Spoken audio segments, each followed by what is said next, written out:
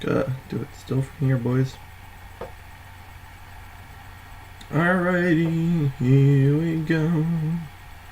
Do do do do. Starting the stream.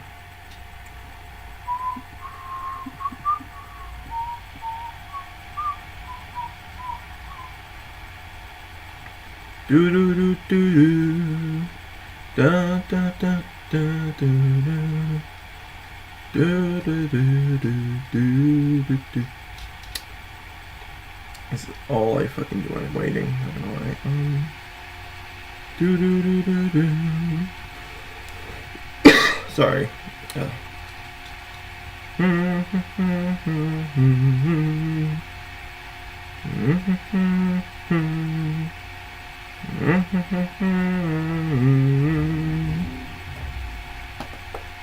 hello.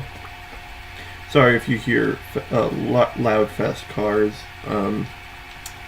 I live in an area. I live next to a couple mechanics, so just kind of I don't know if that's been in there before.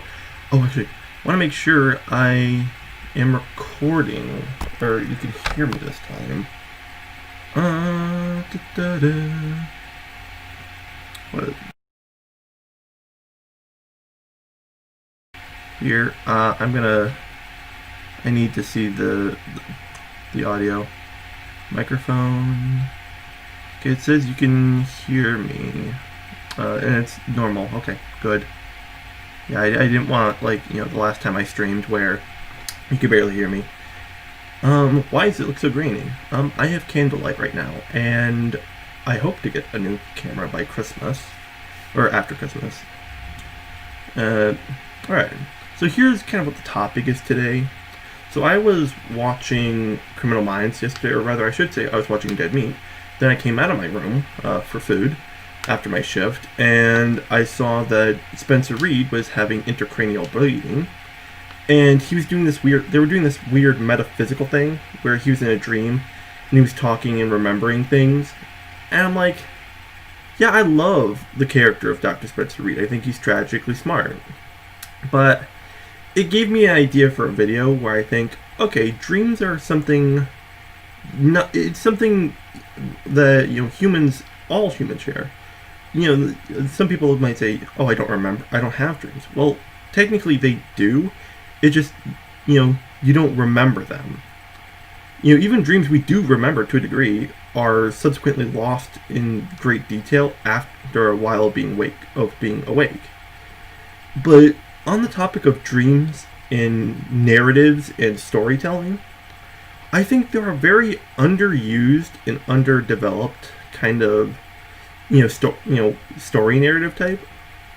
Because I would have loved to see something like, Reid. So Reid's the character is kind of like he was captive at one point, held captive at one point, and that got him addicted to a drug. Now I would have loved to, if, his turn at the metaphysical dream world would have involved him, coming to terms with some of his insecurities. And because dreams, now there are people who think that the dreams are just information dumps from your day and experiences. There are some people like Freud who believe that your subconscious is trying to tell you about your unknown sexual desires.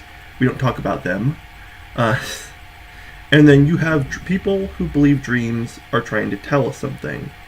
They're different from Freud because they don't bring it into, the bits and parts that we hold down in the nether region. These people, particularly, they might have dream symbolism books, or they might like to look at them. I know every time I explain my weird crack energy dreams to my friends, or at least my friend Cassie, she tries to analyze it, and I'm like, I don't think that's exactly the case, but okay. But in any case, I thought I wanted to come up with a scenario kind of to explain what I'm talking about. So say someone's having a major crisis due to a personality trait they have. I chose pride because that seems to be a common one. So say something gives the person pride, let's say money, for instance.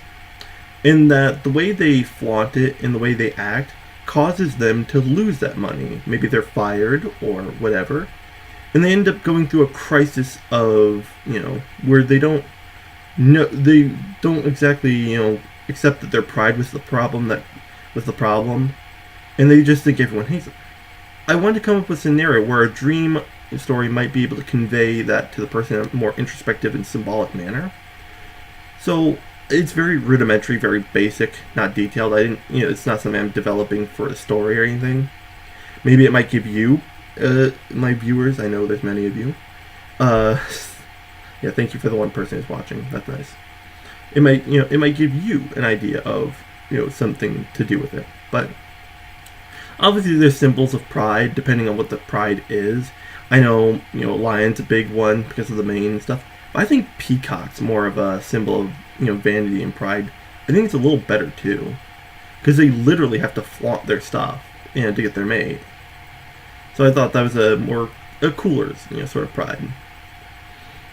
In any case, I don't know, what if this guy has to go on some sort of quest to defeat, a symbol of pride? Let's, of course, go with the peacock analogy. And, and it's this monster. Monster's kind of, obviously it's not like regular peacock, otherwise, what's even the point? I know birds are pretty strong, but I'm pretty sure a grown man could kick a bird's ass. Assuming, you know what I mean. But anyway.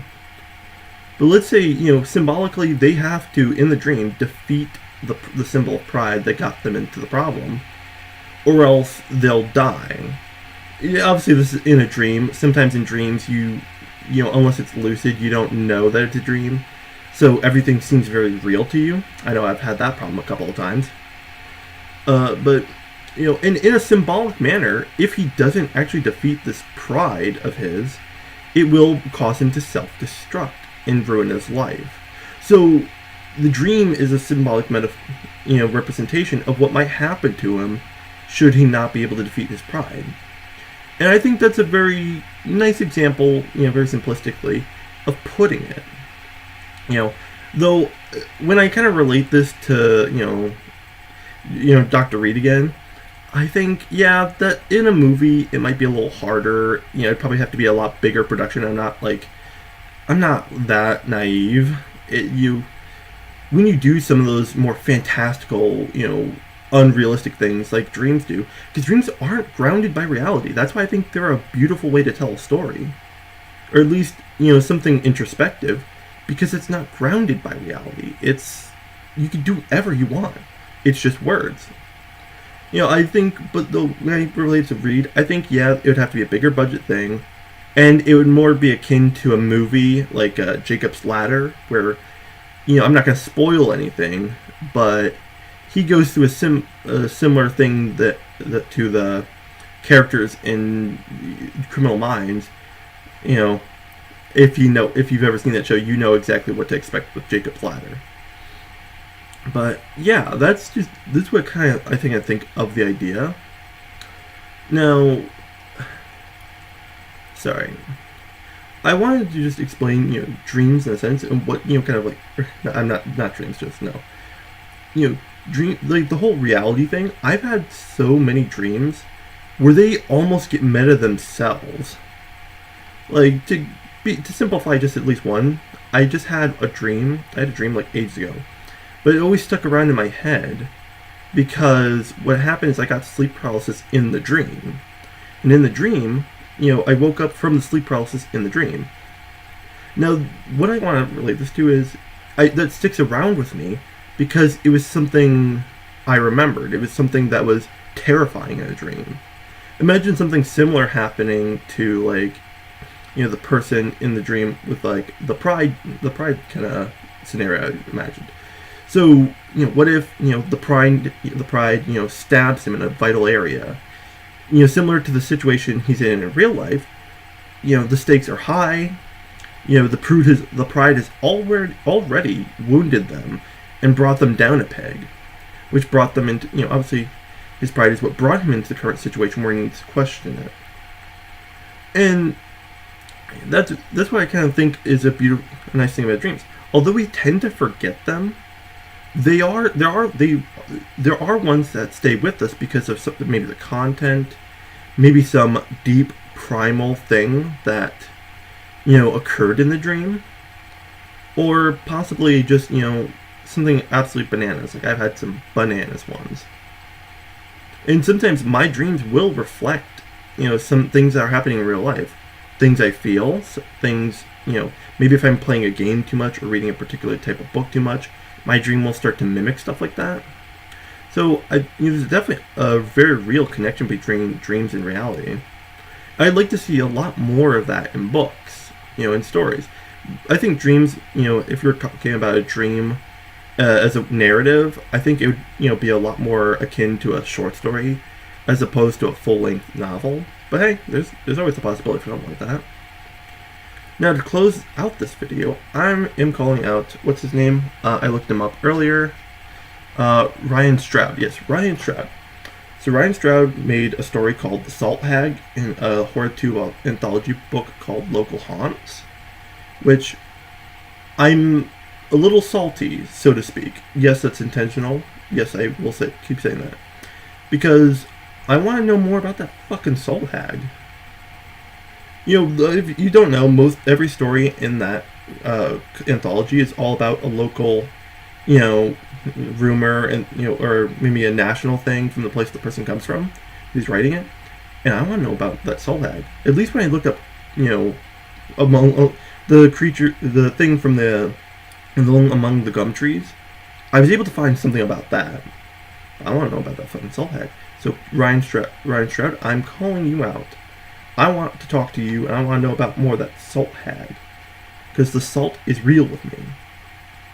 Alright, so that concludes this kind of video stream. I wish you a happy day, and if you want to hear more about these more like narrative ideas I have and how they could be extrapolated, I think you maybe stick around, or check out some of the other kind of videos where I review or look at these sort of things. And always, if you like what you see, just click and subscribe. But I'm not obligating you to that. No one should really. And I wish you a happy good day. And thanks, and a happy holiday if whatever country you have has one coming up real soon. I know my country does.